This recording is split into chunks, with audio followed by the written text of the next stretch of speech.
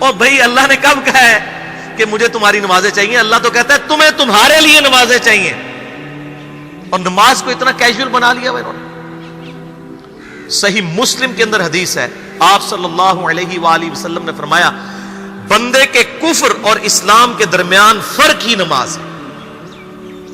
جو نماز پڑھتا ہے وہ مسلمان ہے، اور جو نماز نہیں پڑھتا وہ پاکستان کے شناختی کارڈ میں مسلمان ہے، اللہ کی ڈیفینیشن میں وہ عملاً کافر ہے۔ صحیح مسلم انٹرنیشنل نمبرنگ کے مطابق 246 نمبر حدیث ہے، آپ جا کے پی ڈی ایف کھول لیں اسلام 360 میں، جا کے 246 نمبر حدیث صحیح مسلم کتاب الایمان چیپٹر میں کھول کے دیکھ لیں کہ بندے کے کفر اور اسلام، شرک اور اسلام کے درمیان فرق ہی نماز ہے۔ آپ بے شک اپنے آپ کو مسلمان کلیم کرتے رہے، لیکن وہ شناختی کارڈ والا مسلمان ہے، نکاح طلاق والا مسلمان ہے، اس کا جنازہ بھی پڑھ دیا جائے گا، پیدا ہوگا اذان بھی دے دی جائے گی، اللہ کے حضور وہ مسلمان نہیں ہے، وہ بس کلمے کا ہی ہم احترام کرتے ہیں، ادروائز تو عملاً کافر ہے وہ۔ اسی طریقے سے جامعہ ترمذی میں حدیث ہے، سنن نسائی کے اندر حدیث ہے، سنن ابن ماجہ کے اندر حدیث ہے کہ آپ صلی اللہ علیہ وآلہ وسلم نے فرمایا جس نے نماز چھوڑ دی گویا اس نے کفر کیا، من ترک الصلاۃ متعمدا فقد کفر۔ اب اس سے زیادہ اور کیا سخت بات کی جائے کہ کسی کو یقین آئے کہ جس نے جان بوجھ کے نماز چھوڑ دی اس نے کفر کیا۔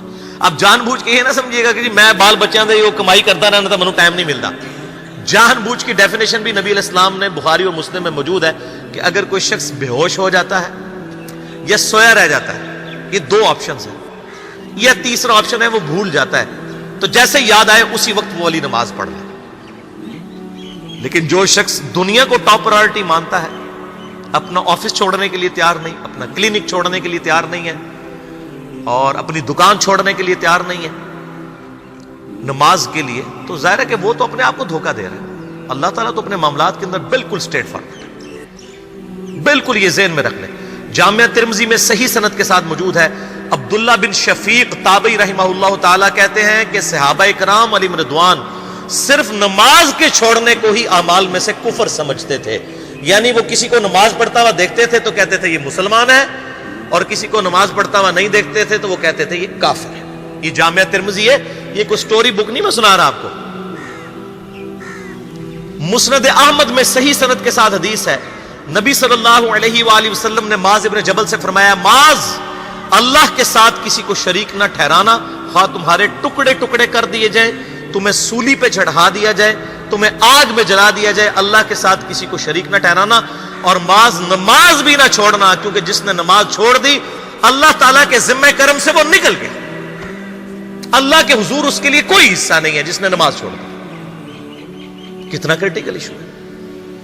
اور اسی طریقے سے مسند احمد میں ہی ایک اور حدیث ہے کہ آپ صلی اللہ علیہ وآلہ وسلم نے فرمایا جس شخص نے اپنی زندگی میں نماز کی حفاظت کی، قیامت والے دن وہ نماز اس کے لیے نور ہوگی، نجات ہوگی، اور اس کے حق میں دلیل ہوگی، اور جس نے نمازوں کی حفاظت نہیں کی اس کے لیے قیامت والے دن کوئی نجات، کوئی نور اور کوئی دلیل نہیں ہوگی، الٹا اس کا حشر قارون، فرعون اور ابی ابن خلف کے ساتھ ہوگا، والعیاذ باللہ تعالی۔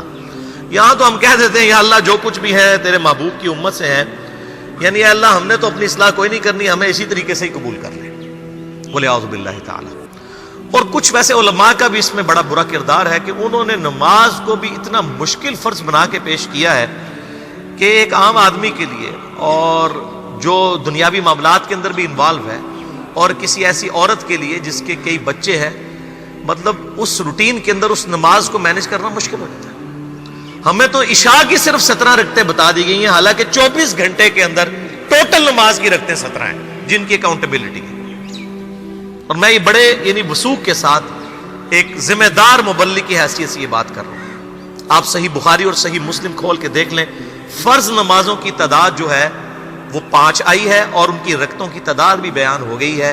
فجر کے 2 فرض، ظہر کے 4 فرض، عصر کے 4، مغرب کے 3 اور عشاء کے 4، اور سفر میں سارے 2 فرض ہیں، مغرب کے 3، یہ ٹوٹل 17 رکھتے ہیں جن کی اکاؤنٹیبلٹی۔ باقی جنہ گڑ پاؤ گے انہ میٹھا، وہ ساری نفلی عبادت ہے، وہ بخاری اور مسلم دونوں میں حدیث ہے، جس نے فرض کے علاوہ 12 رکعتوں میں استقامت کی اور وہ 12 رکعتیں آپ صلی اللہ علیہ وآلہ وسلم نے پڑھ کے بھی بتائیں. اور امہات المومنین میں سے سیدہ عائشہ نے، سیدہ ام سلمہ نے، سیدہ ام حبیبہ رضی اللہ عنہن نے روایت بھی کی کہ 2 فجر سے پہلے، 4 ظہر سے پہلے، 2 ظہر کے بعد، 2 مغرب کے بعد، 2 عشاء کے بعد. یہ 12 سنت موقدہ، جس نے یہ پڑھی اسے جنت میں محل ملے گا. اگر کوئی نہیں پڑھتا تو گنہگاری والا معاملہ کوئی نہیں ہے. اسی طریقے سے اس کے علاوہ ایک اور وطر کی نماز ہے جو سنت موقدہ ہے. وہ سیدنا مولا علی رضی اللہ تعالیٰ عنہ علیہ السلام کا قول ہے کہ وطر سنت ہے، سنت ہے، سنت ہے، مگر اسے مت چھوڑو. ہے سنت ہے لیکن تاکیدی ہے. آپ صلی اللہ علیہ وآلہ وسلم نے سفر میں بھی وطر اور فجر کی 2 سنتیں پڑھی ہیں، لیکن یہ صرف افضلیت کے اعتبار سے تاکیدی ہیں، ان کی کاؤنٹیبلٹی کوئی نہیں ہے.